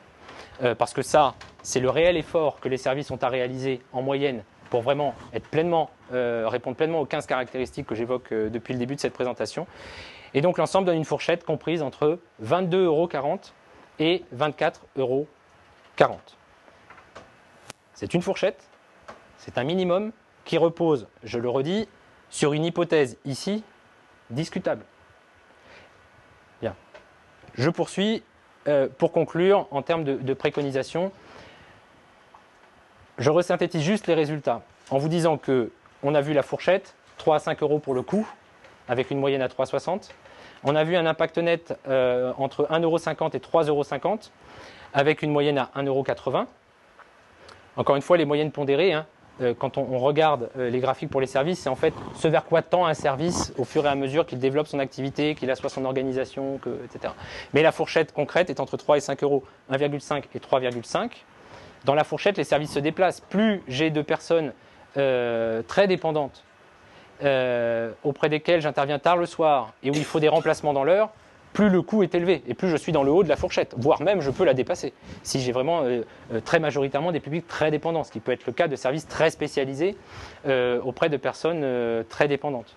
De même sur l'impact net. Le coût de la prestation, on vient de le dire, 22,40 à 24,40 avec une moyenne autour de 23 €. Sur la PCH et le reste à charge, je redis que nous avons un reste à charge moyen de 3,50 € par heure en semaine. Dans l'étude, on parle aussi le week-end où là on monte jusqu'à 7-8 €. Hein. Par ailleurs, ce sont des moyennes. Les écarts peuvent être nettement plus importants. Et c'est normal compte tenu des coûts auxquels les services ont à faire face. Le fait est que s'ils veulent effectivement proposer une offre de service, il faut que le prix de vente corresponde quand même à leur coût de revient. Des précautions. Alors, il y en a toute une série dans le rapport où on vous explique, avec ces fourchettes, ces données, tous les éléments de complexité, les éléments de finesse avec lesquels il faut manier les résultats. Bon. J'en ai retenu que 3 pour ce matin. La première, c'est que Andéo a publié un rapport sur la formation en début de cette année, sur la formation des intervenants professionnels, dans lequel était inscrit la notion qu'aujourd'hui tous les acteurs partagent de valorisation de ces métiers, de revalorisation des carrières et des rémunérations dans le secteur de l'aide à domicile. Il va de soi que notre fourchette à nous, elle s'appuie sur les rémunérations d'aujourd'hui, qui sont, dans la plupart des cas, le SMIC, éventuellement légèrement amélioré. Hein, vous avez les chiffres dans le rapport. Donc, si on devait effectivement revaloriser les rémunérations dans le secteur, et c'est souhaitable, hein, les acteurs qui avaient été réunis sur le rapport formation étaient unanimes sur le sujet, alors évidemment, on est au-dessus de la fourchette que nous avons présentée, qui elle s'appuie sur des rémunérations d'intervenants d'aujourd'hui. Deuxième remarque, les coûts peuvent varier évidemment au-delà de la fourchette, d'une part parce que certains vont réaliser des prestations qui n'ont pas été évaluées dans le cadre des 15 caractéristiques handicap, et d'autre part parce qu'en fonction des publics accompagnés, des niveaux de dépendance de ces publics, du besoin de l'ampleur de l'accompagnement qui est nécessaire, des besoins de coordination avec d'autres intervenants au domicile, l'infirmière, un autre service médico-social, etc. Les coûts peuvent être évidemment plus importants. Là, on est bien sur des moyennes, donc on est sur une fourchette minimum. Et puis enfin, bien sûr, tous les facteurs habituels de variation de coûts, mais là qui vont plus porter sur le coût de l'agrément que sur le coût des caractéristiques handicap, c'est-à-dire est-ce que j'ai beaucoup de déplacements à faire entre différents utilisateurs de mon service? Est-ce qu'au contraire, ils sont plutôt à proximité, voire dans des appartements partagés? Est-ce que, etc. Et tout ça, évidemment, influe beaucoup aussi sur le coût de revient de la prestation. Pour finir, les 3 préconisations qui concluent l'étude. La première, c'est, bon, on a vu le coût de l'agrément, nous, on est sur une hypothèse. Donc il faut l'évaluer, ce coût de l'agrément. Naturellement, on attend beaucoup de l'étude nationale de coûts qui a été lancée là très récemment par la DGCS dans le cadre du comité national de pilotage de la refonte de l'aide à domicile. Pour répondre à cette question, est-ce que notre hypothèse comme ça de 19,40 est bonne ou au contraire, est-ce qu'on est au-dessus? Et puis quelle fourchette? Parce que là aussi, très probablement, il n'y aura pas une donnée unique pour chaque service, pour les raisons que je viens d'évoquer, mais probablement des fourchettes. Deuxième élément, on l'a vu avec le reste à charge, qui, à un moment donné, obère la possibilité d'accéder au service ou de réaliser complètement le plan de compensation qui a été décidé par la CDAPH ou par la MDPH. Et donc là, sur cette notion, nous, on est assez attentifs à ce que va produire le groupe de travail qui vient d'être décidé à l'occasion du dernier CIH, enfin du premier et dernier CIH en date, c'est-à-dire le groupe de travail qui va être animé par François Chérec, qui doit réaliser des travaux fin de cette année, début de l'année prochaine, autour de l'accès aux droits sociaux des personnes handicapées. Et ce groupe doit notamment identifier les difficultés d'ordre financier, notamment, pour pouvoir accéder aux droits sociaux. Précisément, on trouve pertinent que cette question du reste à charge pour accéder aux services d'aide à domicile puisse être traitée aussi dans le cadre de ce groupe pour regarder finalement dans quelle mesure ce reste à charge aujourd'hui doit être absolument réduit. Et puis enfin, un dernier élément qui lui vient recoller avec les travaux en cours dans le cadre du Comité national de pilotage de l'aide à domicile, c'est l'idée de pouvoir prolonger les travaux, parce que là, en fait, c'est un point de départ, de prolonger ces travaux pour regarder quels sont les facteurs de coût liés cette fois-ci aux difficultés rencontrées par les personnes dans la vie quotidienne, dans leur participation à la vie sociale et citoyenne, c'est-à-dire très concrètement de regarder quels sont les facteurs de coût. Par exemple, est-ce que c'est plus cher d'intervenir auprès d'une personne qui elle-même a plusieurs professionnels qui interviennent au domicile avec lesquels il faut se coordonner, plus cher qu'une personne chez qui on intervient pour aider à l'entretien du logement sans trop de prestations complémentaires. Voilà pour les travaux qu'on souhaiterait pouvoir prolonger par la suite. Et j'en ai terminé. Place à la discussion. Merci. Alors double merci Guillaume. D'abord pour la pédagogie que tu développes là, parce que c'est finalement une question assez compliquée et tu auras mis les moyens de nous permettre de comprendre le travail qui a été réalisé et y compris les limites de ce travail. Puis double remerciement puisque je surveille la pendule et on avait dit 1 heure et tu es resté dans l'heure, donc c'est très bien.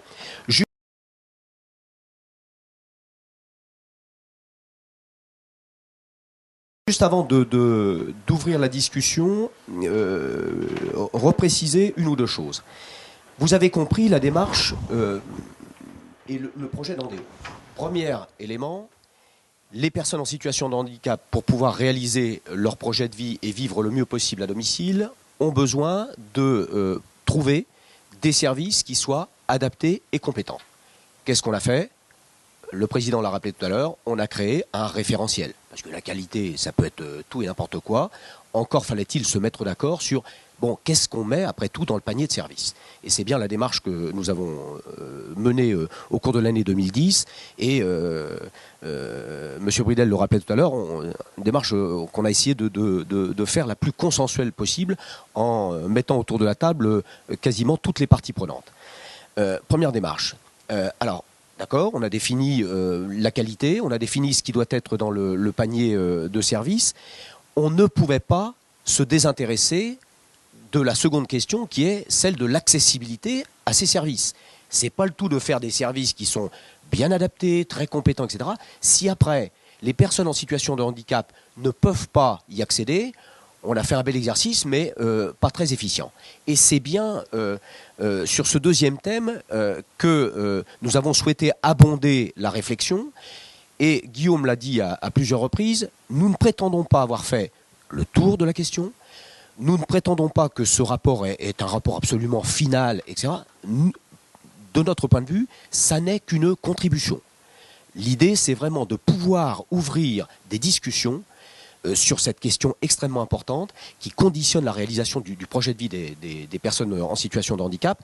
Et donc voilà, c'est une contribution, elle a ses limites. On pourra au moins pas nous reprocher de ne pas avoir été transparent quant à la méthodologie, hein, vraiment, et vous le verrez encore mieux dans le rapport qui va vous être remis. Vraiment, vous avez tous les détails. On a été, j'allais dire, on a essayé d'être le plus clair possible sur l'algorithme, si je puis dire. Hein, c'est-à-dire comment on a procédé, comment on arrive là. Et y compris en appelant l'attention sur un certain nombre d'écueils, comme Guillaume vient de le faire. Voilà. Donc je voulais, peut-être pour conclure la présentation et avant de vous donner la parole, préciser cet élément-là. Et à vous maintenant d'intervenir. Alors peut-être pour faciliter les échanges, alors toujours, comme on vous l'a dit tout à l'heure, emparez-vous d'un micro et veillez à ce qu'il soit allumé, et puis vous présentez. Merci à vous.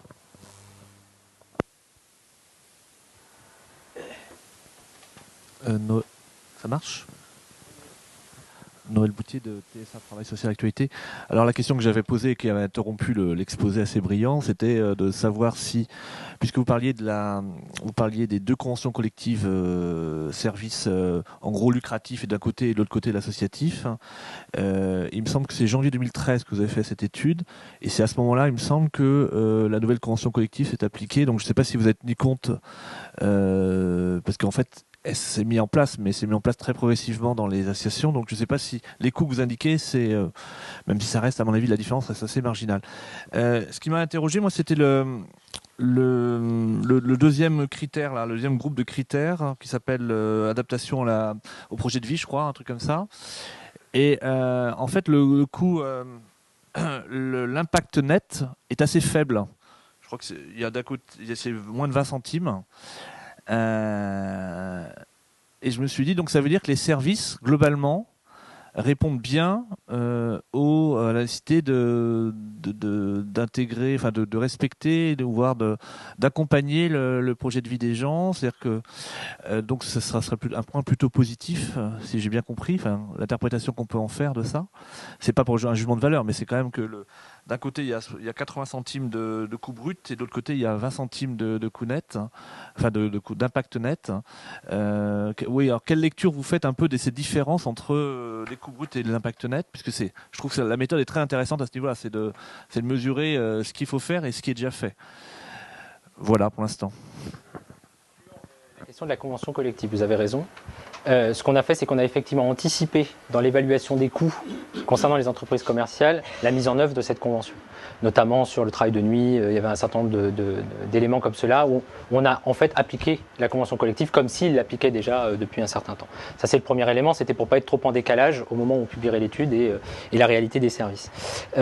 Sur le respect du projet de vie lui-même, enfin sur cette famille de caractéristiques, effectivement ce qu'on observe c'est que pour les services qui ont répondu à l'enquête, qui sont, je rappelle, des services labellisés Capandéo, donc des services qui ont fait le cheminement de vouloir entrer dans la démarche.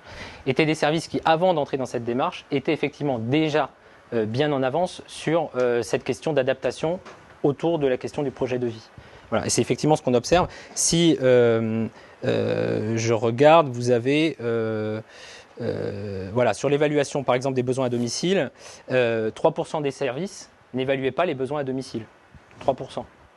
Bon, c'est marginal. C'est-à-dire que l'ensemble des autres le faisaient absolument, bien sûr. Donc c'est pourtant quelque chose qui peut avoir un coût brut, hein, le déplacement à domicile, le temps passé, les temps de rédaction, les bilans, etc. Mais de fait, c'est un impact net extrêmement réduit parce qu'en réalité, il le faisait déjà auparavant. Vous avez de même le remplacement dans l'heure que j'ai évoqué, qui est celui qui coûte le plus parce qu'on l'a évalué, nous, à partir de la mise en place d'un dispositif d'astreinte. C'est-à-dire qu'on s'est posé la question avec les experts qui étaient dans le groupe, les responsables de service, hein, les gérants de service, les directeurs de service. On s'est dit, mais c'est quoi le meilleur dispositif qu'on peut prendre un peu standard pour pouvoir réaliser ce remplacement dans l'heure? Et tout le monde s'est accordé à dire, a priori, c'est le système de l'astreinte, c'est-à-dire qu'on est tombé sur l'idée que quand j'ai 15 intervenants sur le terrain, il faut que je prévoie d'avoir un intervenant en astreinte au cas où l'un des 15 serait absent de manière inattendue. Et donc pouvoir procéder à ce remplacement dans l'heure. Évidemment, l'astreinte, ça a un coût tout à fait significatif. Hein. Mais il se trouve que la plupart des services, hein, là je regardais, c'est 70% d'entre eux réalisaient déjà le remplacement dans l'heure. 50% totalement et 20% partiellement. C'est-à-dire qu'ils le faisaient quand ils pouvaient, je suppose, mais en tout cas, ils avaient déjà cette démarche-là. Donc en réalité, il n'y a que 30% des services qui ne faisaient absolument pas le remplacement dans l'heure. Je dis que, je ne devrais peut-être pas dire que, parce que 30% c'est quand même beaucoup. C'est-à-dire pour une personne en situation de handicap qui a sur son territoire des services qui ne sont pas labellisés Capandéo, elle a quand même une chance sur 3 de tomber sur un service qui ne lui fera pas le remplacement dans l'heure. Hein. Ce qui est évidemment un vrai souci pour la personne en situation de handicap. Une fois qu'ils sont labellisés, qu'ils ont fait la démarche, évidemment, ils organisent ce remplacement dans l'heure avec la mise en place d'une astreinte le plus souvent. Donc effectivement, ce que vous dites est juste, et c'est pour ça qu'on évoquait la loi de 2002, mais pas seulement, mais c'est l'idée que tout cet état d'esprit de réponse individualisée, d'essayer d'adapter la réponse aux besoins de la personne à ses attentes, est quand même déjà bien imprégné dans la tête de beaucoup de services, en tout cas des services qui rentrent dans la démarche de labellisation Capandéo. C'est ça que ça révèle. Est-ce que j'ai répondu à toutes vos questions? Il me semble qu'il y en avait une troisième, non? Je voudrais compléter. Vous n'avez pas du tout introduit. Alors je sais que c'est un sujet qui fait polémique et que nous, quand on écrit le secteur lucratif, on a nos lecteurs lucratifs qui gueulent en disant mais on n'est pas là pour faire de l'argent. Malgré tout, ils sont quand même là dans une structure privée. Est-ce que vous avez fait un différentiel? Par exemple, le point 2 qui me semble pour moi un des plus importants, là, le respect du coût de la vie, le respect du projet de vie. Est-ce que vous avez fait vous avez comparé les résultats du secteur associatif et du secteur dit lucratif? Et alors, complémentairement à cette question, il y a un internaute qui pose la question. Quels sont les... Le micro est éteint. Il n'est pas allumé? Ah, excusez-moi, oui. Complémentairement à votre question, monsieur, il y a un internaute qui pose cette question en disant quelles sont les actions menées auprès des conseils généraux au sujet des différences d'aide accordées selon que les personnes handicapées utilisent des services agréés ou des services autorisés. Alors, je te laisse oui. répondre Alors, sur sur la première question, et je te laisse sur la seconde. Sur la première question, honnêtement, étudier les différences de coûts entre les deux conventions collectives, en réalité, c'est de ça dont on parle, impliquerait une étude à soi seule, parce que... donc c'est pas un sujet qu'on a travaillé nous, on ne s'est pas amusé à aller regarder les associations elles sont plus chères ou elles sont pas plus chères, les entreprises, etc. Parce qu'en fait, dans la réalité concrète, il y a tellement d'autres facteurs qui rentrent en ligne de compte, d'organisation, comment j'ai organisé mon accueil, comment j'ai organisé mes remplacements dans l'heure, etc., qui impactent tellement plus. Et puis les qualités du public auprès duquel on intervient qui jouent énormément sur les coûts de revient. Donc on ne s'est pas amusé à faire cette comparaison, ce n'était pas l'objet de notre étude, et ça nécessiterait une étude à part entière. Par ailleurs, on a observé qu'effectivement, comme c'est d'autres facteurs qui impactent, en réalité, vous pouvez avoir des services entreprises commerciales plus chers que des associations, inversement, enfin bref, vous avez absolument tous les cas de figure. Après, on pourrait aussi parler de fiscalité qui n'est pas la même. Tout ça nécessiterait effectivement d'être regardé dans le détail, c'est pas du tout l'objet de notre étude, donc on n'a pas traité ce point-là. Et donc pour revenir sur le traitement accordé, je dirais, par les conseils généraux, alors évidemment ce point-là n'a pas manqué d'apparaître dès, je crois, la première réunion que nous avons tenue avec le groupe expert que vous a présenté tout à l'heure Guillaume, la première réunion. On fait un peu un tour de table avec les directeurs de service en disant, bon alors dans votre département, comment ça se passe, etc. Et j'ai encore en mémoire, effectivement, un directeur de service moi dans mon département, le département dit c'est la PCH, toute la PCH, mais que la PCH. Bon.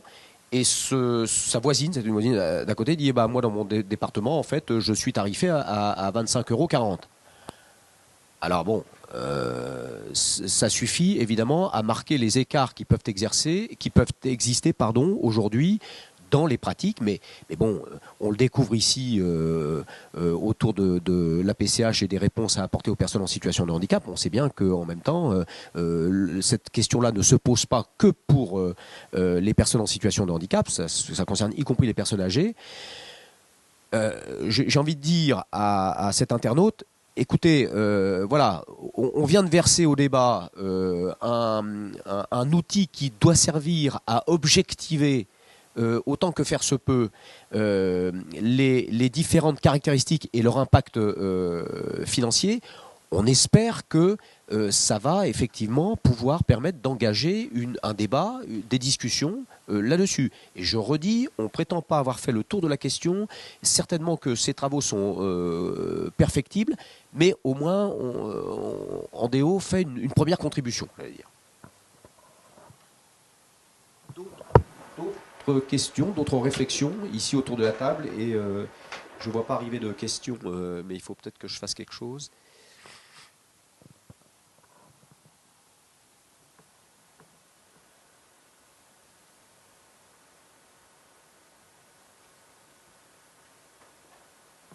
Alors, vous trouverez dans le rapport, je vois qu'il y a une question. Oui.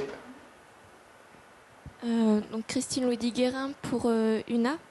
Moi, j'avais juste une interrogation parce que vous avez parlé d'un prix de vente à 21 € et d'un coût complet à 23 €.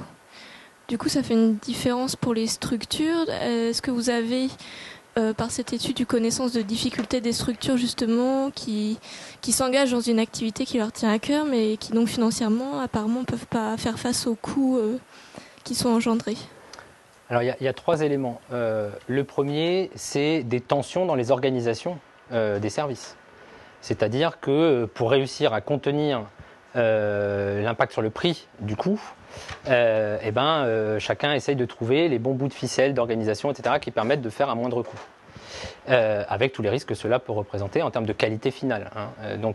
Mais il y a ce souci d'optimisation permanente, d'essayer de trouver entre deux solutions. Je prends celle qui est en même temps la moins chère et qui néanmoins garantit de respecter les caractéristiques handicap qu'on a évoquées jusqu'à présent. Le deuxième élément, c'est que notamment sur la question de la formation, par exemple, dont on a vu que c'est un coût extrêmement important, les directeurs, les responsables de service nous ont dit quoi? Ils nous ont dit, mais la formation, on nous demande, et on a besoin de faire du prévisionnel sur la gestion des emplois et des compétences. On a donc besoin de se projeter dans le temps. Or, le financement de la formation, lui, nous impose d'être sans arrêt dans des recherches de financement particulières d'une année sur l'autre, d'être sans arrêt dans du montage de dossiers pour réussir à financer avec d'énormes incertitudes sur le fait d'avoir le financement ou de ne pas l'avoir, des arbitrages à réaliser, bref, un contexte de gestion extrêmement difficile pour eux sur un poste très important. Mais le fait est que quand ils obtiennent ces financements, principalement via les OPCA, mais pas seulement, ils vont aller répondre à des appels à projets de telle fondation, de tel autre organisme privé pour essayer de compléter les budgets formation. Et donc évidemment, quand ils réussissent à avoir ces recettes-là, ils ne traduisent pas dans le prix de vente le coût de la formation, d'où cet écart.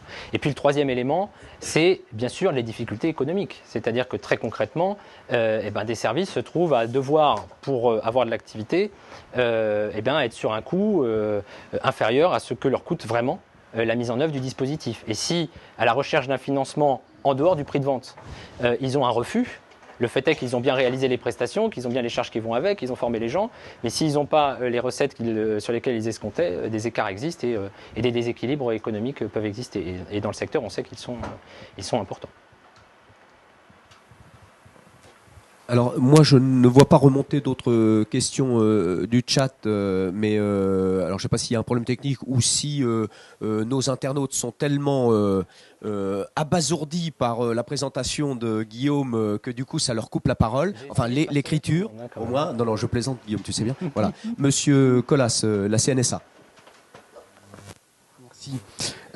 Alors d'abord je voulais saluer la qualité de l'étude qui est au demeurant pas loin d'être une première dans le secteur, effectivement, tout à fait d'actualité.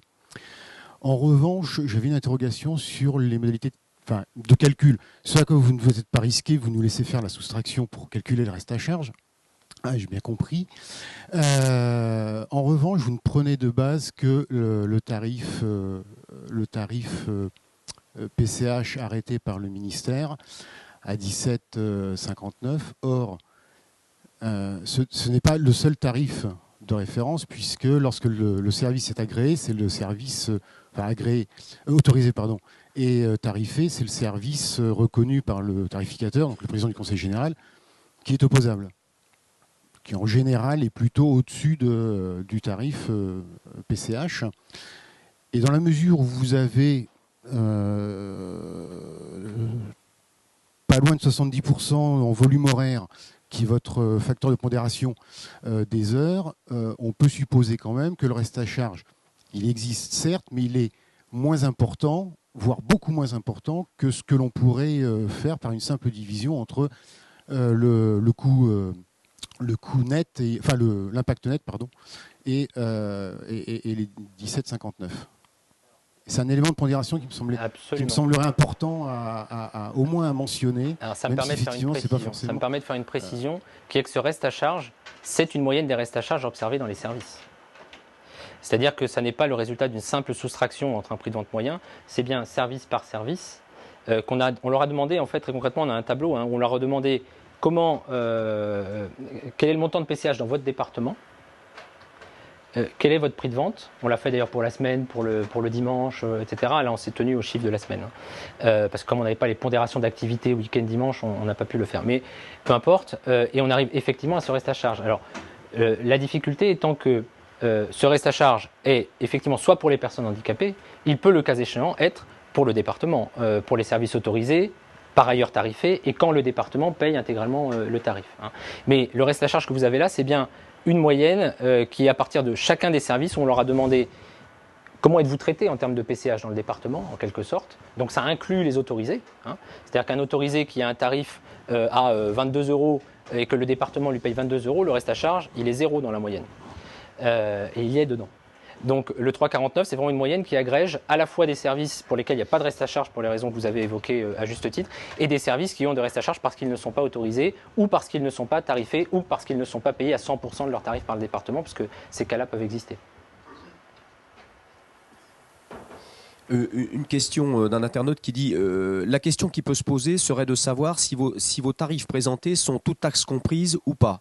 Effectivement, vous l'avez dit, la fiscalité est différente entre le monde associatif et celui des entreprises, mais la TVA à 5,5 sur ces heures n'est pas négligeable malgré tout.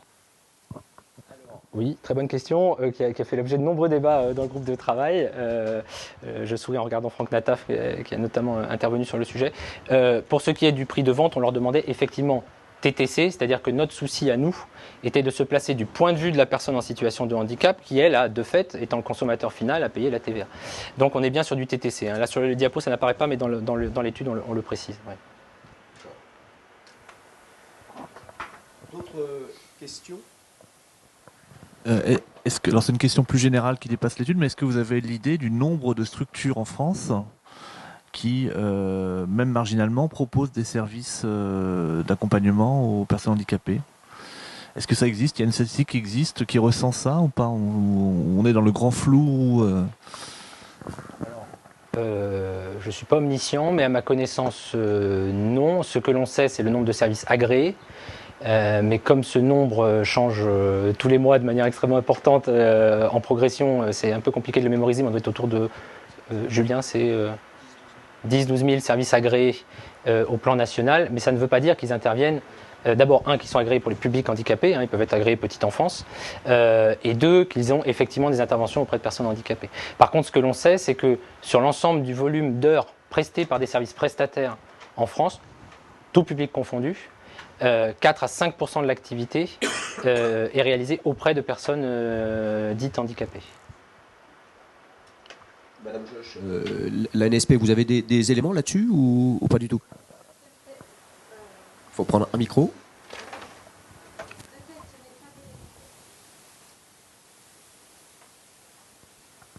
Alors, de tête, je ne peux pas vous donner de chiffres plus précis, sinon celui que vous avez cité, effectivement, de l'ordre de 4 à 5% sur l'ensemble, effectivement, des prestataires qui interviennent auprès du public fragile.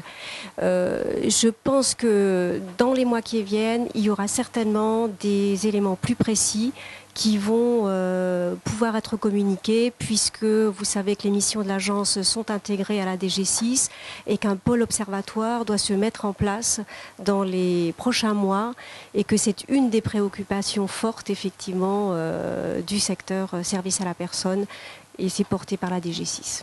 Voilà ce que je peux vous dire. Merci pour cette précision. D'autres interventions ?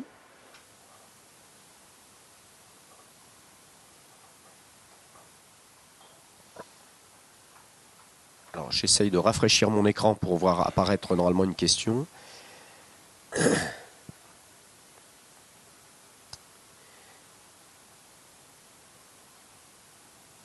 Ah oui, et là, quelqu'un dit il faut savoir que dans certains départements, ce sont des CESU à 17,59 qui sont remis et il n'y a pas de réévaluation du Conseil général. Voilà, donc c'est plus, c'est pas une question, c'est une réflexion en forme de constat. Oui, je vous en prie. Une question, parce que vous avez parlé de votre volonté de prolonger les études, notamment sur le coût de la vie sociale et citoyenne des personnes en situation de handicap. Moi, je le vois du point de vue du secteur non lucratif de l'aide à domicile, où il y a une vraie mobilisation qui est en cours sur l'accompagnement du handicap.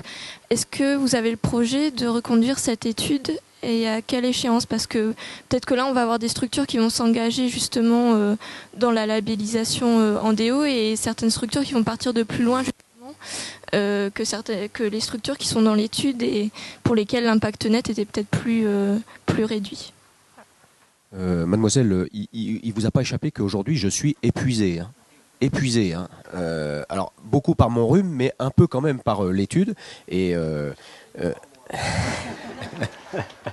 non, et même si c'est Guillaume qui a fait une bonne partie du travail, mais aussi avec les directeurs des services du groupe expert, je ne sais pas répondre à votre question.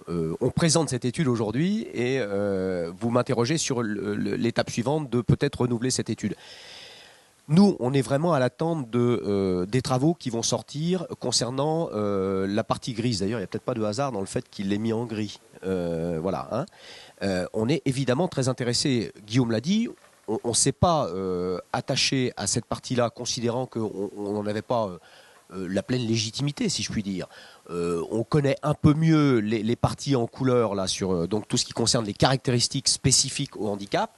On les a quand même beaucoup travaillé, pas tout seul, avec plein de monde, mais voilà.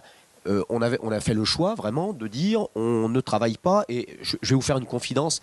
Mon président ne répétera pas ça à ses administrateurs, mais initialement, dans nos premiers travaux, on avait même d'ailleurs complètement fait l'impasse sur la partie grise. C'est-à-dire que les premières présentations que nous avons faites à nos administrateurs, c'était uniquement, effectivement, pour résumer, le surcoût spécificité handicap. Et les administrateurs ont dit non, mais attendez, c'est bien votre truc, mais c'est pas complètement intéressant si au bout du compte, on ne sait pas combien coûte la prestation. Donc il faut quand même que vous nous mettiez quelque chose en dessous. Alors d'où le point d'interrogation, et on a été, je crois, suffisamment explicite aujourd'hui sur, bon, ça reste pour nous un point d'interrogation. Donc, pour répondre à votre proposition, je dirais, nous pour l'instant, on est dans l'attente de ce qui va sortir du groupe de travail, des groupes de travail qui sont en place sur justement cette partie aujourd'hui grise sur notre schéma et sur lequel on a du mal à répondre. On n'a fait que des hypothèses. Alors, il y a une question également, c'est cette étude sera-t-elle mise à disposition des MDPH pour que les tarifications puissent être valorisées avec des arguments concrets auprès des services ? Alors nous, voilà, vous êtes ici les premiers destinataires et les premiers à bénéficier de cette présentation. Hein. Jusqu'à présent, on procède comme on procède toujours. Hein. On anime des groupes techniques, on produit un rapport, on le fait d'abord valider par notre conseil d'administration, et tant qu'on n'a pas l'aval de notre conseil d'administration, on ne publie rien du tout.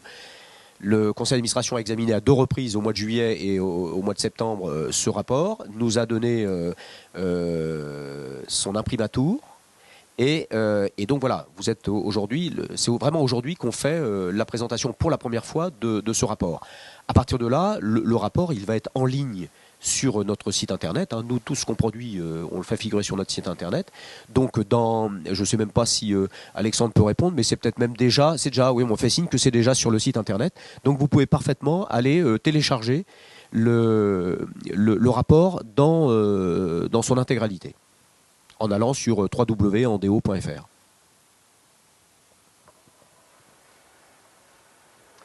Donc, y compris auprès des MDPH, évidemment, en termes de diffusion, aucun problème. Juste, je voudrais faire une précision sur la question de la fourchette. J'ai bien dit tout à l'heure que c'était une fourchette minimum, compte tenu de tous les éléments que j'avais ajoutés. Vous pourriez reprendre le rapport de l'IGAS, qui date de 2010 maintenant, sur cette question de la tarification, et qui disait à un moment donné que pour lui, sur les services qui interviennent auprès de publics fragiles, et notamment les personnes en situation de handicap, ils sont en général au-dessus de 22 €, disait-il. Et finalement, les travaux qu'on a conduits 2 ans plus tard nous amènent à un résultat tout à fait concordant, peut-être légèrement supérieur parce que nous, on n'est vraiment que sur du public en situation de handicap, mais on est sur des résultats concordants. Est-ce qu'il y a d'autres questions avant que nous ne concluions cette rencontre ? Et nous sommes dans les temps, donc c'est parfait. S'il n'y a pas d'autres questions, je veux redire, pour terminer, que c'est une contribution et on est évidemment ouvert aux critiques qui pourraient être faites sur la méthodo, enfin sur vraiment comment on peut améliorer les éléments figurant dans ce rapport. Je veux également préciser que la posture d'Andeo n'est pas de dire, voilà, maintenant on a déterminé une fourchette de prix, les pouvoirs publics, c'est maintenant à vous Non, notre posture n'est pas celle-ci. Dans les différentes caractéristiques, Guillaume a insisté à plusieurs reprises sur l'exemple de la formation, qui vient impacter de manière très significative sur le surcoût handicap. Moi, je renvoie à ce qui figure dans le rapport auquel a fait allusion tout à l'heure Guillaume, le rapport que nous avons publié en février dernier concernant la formation, et où dans les préconisations, c'est la préconisation numéro... Il y a 18 préconisations dans ce rapport. La préconisation numéro 16 qui dit prioriser les formations handicap dans les politiques de branche et les plans de formation. Si à un moment donné les commissions paritaires finalement prennent des décisions politiques en disant on considère que le handicap c'est une priorité et il faut vraiment qu'on flèche des crédits sur ce domaine-là, pouf, ça vient immédiatement impacter. Guillaume l'a signalé, dans les services que nous avons examinés, un certain nombre ont des impacts en termes de formation relativement faibles. Parce qu'ils ont su aller chercher des financements complémentaires auprès des régions, parce qu'ils flèchent une bonne partie de leur crédit, etc. Voilà. C'est simplement pour réinsister encore sur le fait que ce rapport, il a vraiment vocation à pouvoir ouvrir des débats, des discussions. C'est vraiment sa finalité. Voilà. Alors, j'ai un autre... Ah oui, alors, et une autre réflexion, c'est l'étude met en évidence un différentiel financier considérable entre le 17,59 et le réel. Qui a compétence à réévaluer les 17,59 ? Autrement dit, qui a compétence pour refixer un nouveau montant de PCH ? Moi, c'est comme ça que je comprends la question. Alors, on sait répondre à ça ? C'est l'État, il me semblait aussi. C'est M. Colas, CNSA, qui répond. C'est effectivement l'État qui fixe ce montant de PCH. D'un point de vue purement technique, c'est que réglementairement, le tarif PCH, ça pourrait d'ailleurs tout à fait être autrement. Mais aujourd'hui, et depuis le début, le tarif PCH est en fait lié au montant de rémunération brute, je le disais tout à l'heure, d'une auxiliaire de vie sociale dans la branche de l'aide à domicile. Donc, si la valeur du point dans cette branche ne bouge pas, le montant de la PCH lui-même ne bouge pas. En tout cas, pas automatiquement, sauf à ce qu'il y ait une décision de modifier son montant par un nouveau décret. Mais on est dans cette situation. Et comme la valeur du point dans la branche de l'aide à domicile n'a pas changé depuis 2009, de fait, ça fait 4 ans que la PCH demeure à 17,59 €. Merci Guillaume pour cette précision. Je vous laisse le soin, mon cher président. De remercier donc tous ceux qui ont participé, puis les internautes. Et puis maintenant, il s'agit de faire vivre cette étude. Toutes les fédérations donc, qui sont membres du conseil d'administration, évidemment, s'approprient cette étude et vont pouvoir maintenant la diffuser très largement, que ce soit donc l'UNAPI, l'APF, la FEGAPI, la FISAF, toutes les associations maintenant vont pouvoir faire vivre cette étude. Et merci à Guillaume et au groupe expert d'avoir travaillé pendant quelques mois pour la réalisation de cette étude. Merci à vous.